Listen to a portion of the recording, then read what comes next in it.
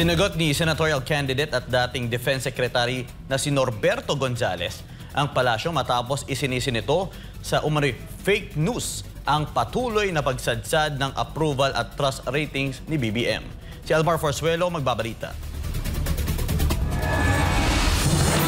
Patuloy na dumarami ang bilang ng mga Pilipinong walang tiwala sa pamamahala ni Pangulong Ferdinand Bongbong Marcos Jr. sa bansa. Batay sa huling datos ng Pulse Asia Research sa pamamagitan ng ginawang ulat ng Bayan Survey, as of March 2025, nasa 25% lang ang approval rating ni Marcos Jr. habang umabot naman sa 53% ang disapproval rating nito. Kung ikukumpara ang nabanggit na resulta noong buwan ng Pebrero taong kasulukuyan, tanging si Vice President Sara Duterte lang ang opisyal ng gobyerno ang nakakuha ng mataas na ratings, habang trust ratings naman ni Marcos Jr. o ang naniniwala sa kanya ay bumaba mula 42% noong Pebrero at ngayon ay nasa 25% na lang, habang ang kanyang distrust ratings o yung mga hindi naniniwala sa kanya ay dumami mula 32%, umakyat pa ito sa 54%. Rason naman ng palasyo, ang pagbaba ng ratings ni Marcos Jr. ay dahil daw sa fake news.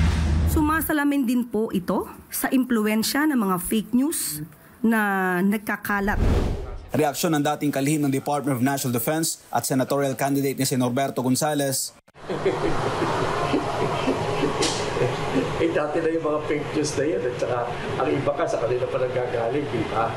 O tapos ngayon bumabak siya kaysa sabihin fake news. Isang magandang halimbawa ng fake news na ipinakalat ng palasyo at ng mismong Pangulo ay nung sinabi nito na wala rong dalang armas ang mga pulis na iligal na pumasok sa mga compound ng The Kingdom of Jesus Christ o KOJC noong 2024. Idagdag pa rito ay yung pangako ng Pangulo na 20 piso na kilo na bigas na hanggang ngayon ay hindi pa nangyayari, gayong naging kalihim ng Department of Agriculture si Marcos Jr. Pangatlo, ipinangako rin niya na ipagpapatuloy niya ang sinimula ng Duterte administration, pero iligal na ipinaresto ang dating Pangulo at minadali ang pagpapadala sa kanya sa International Criminal Court o ICC sa The Hague, Netherlands nang walang pahintulot. Kaugnay nito, sinabi ni Gonzales na dahil sa pagkakaaresto kay dating Pangulong Rodrigo Duterte, ipinakita lang umano ni Marcos Jr. na siya isang mahinang leader.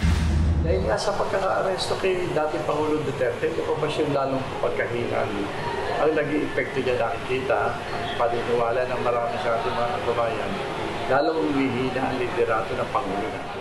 Bagamat aminado si senatorial candidate Gonzales na mayroon talagang nagpapakalat ng fake news, hindi anya nito maitatago ang katotohanan at tunay nararamdaman ng mga Pilipino na hindi kayang pamunuan ni Marcos Jr. ang Pilipinas.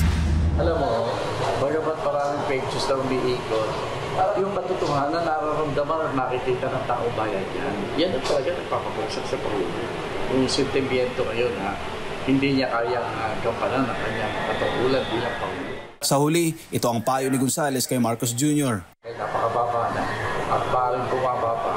Marami na nag-iisip na kung pwede sana para sa ikabubuti ng bayan.